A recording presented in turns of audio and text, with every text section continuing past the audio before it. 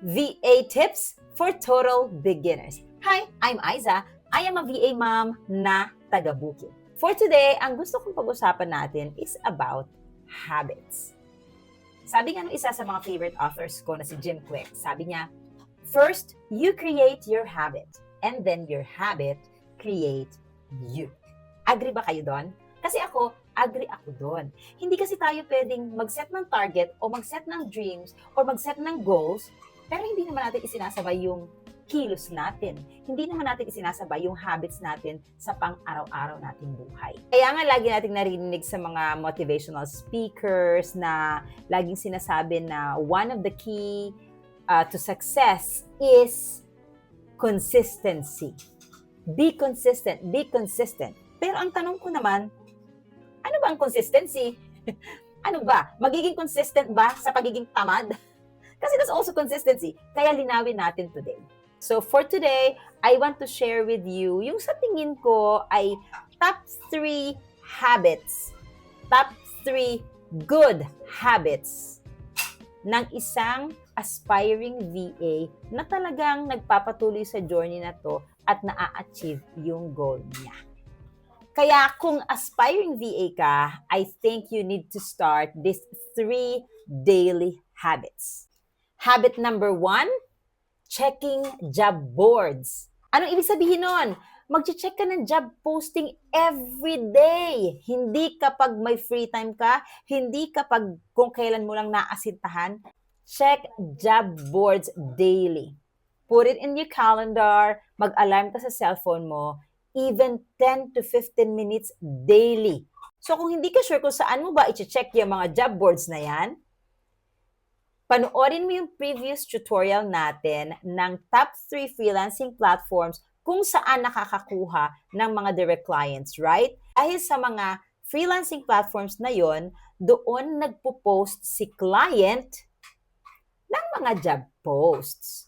So, daily dapat maging habit mo na mag-check sa mga platforms na yon na mga nakapost na jobs. Bakit naman importante yon?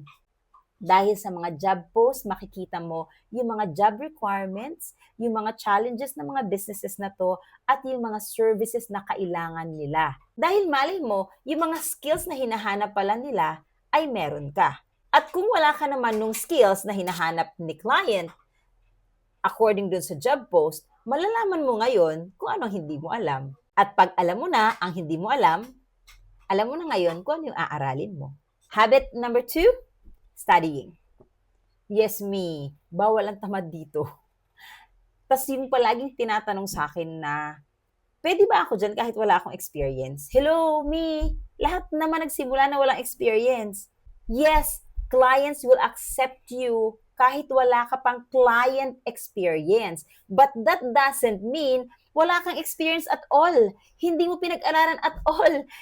Wala kang experience sa pag-aaral ng tools, sa pag-aaral ng services, or sa pag-aaral nung company background or nung industry na gusto mong pasukin. Hindi ganun yun. Being a newbie is not being lazy. That's two different things. Okay?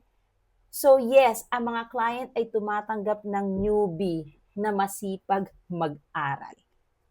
Masipag mag-aral ng tools, masipag mag-aral ng different skills para i-improve yung sarili nila. So, yes, bawal po ang tamad dito. This is not easy money. Hindi pwedeng tamad ka mag-aral, ayaw mong i-improve yung sarili mo, tapos you're expecting to earn 6-digit monthly, consistently. Walang ganun ni. Wala. So, the more you study, the more you improve yourself, the more you can provide value to the client and to their business, and the more you can provide value, the money will follow. Yun lang talaga yung formula doon, me. And the last but definitely not the least, the third habit should be practice or execution. Execute. Maraming mga aspiring VAs na na-stuck doon sa habit number 2, na studying. So meaning they keep on consuming information, they keep on consuming knowledge without application at all.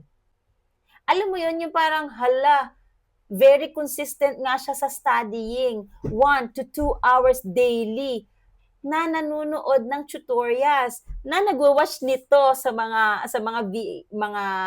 mga virtual assistant sa TikTok, na nanonood ng mga long video tutorials sa YouTube about skills, about tools.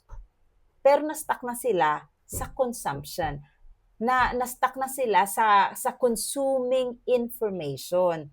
Nakalimutan nila na yung learning ay hindi natatapos sa consumption. We need to execute. We need to practice. We need to create. So we learn by consumption and creation. Kailangan yung natutunan mo sa habit number 2, tutorials na pinanood mo, yung mga tips and lessons na natutunan mo sa ibang mga VAs na matagal nang ginagawa ito, matagal na sa industry, make sure na araw-araw din, kahit pa konti-konti, ay dapat i-apply mo yun. So, I would suggest make it a balance. So, for example, 1 hour kang nanood ng YouTube tutorial about a specific tool na kailangan ng isang VA. For example, Canva, para dun tayo sa basic magsimula. 1 hour kang nanood ng Canva tutorial. So, bigyan mo naman after nun, bigyan mo naman ang sarili mo ng 1 hour din na i-practice yung pinanood mo.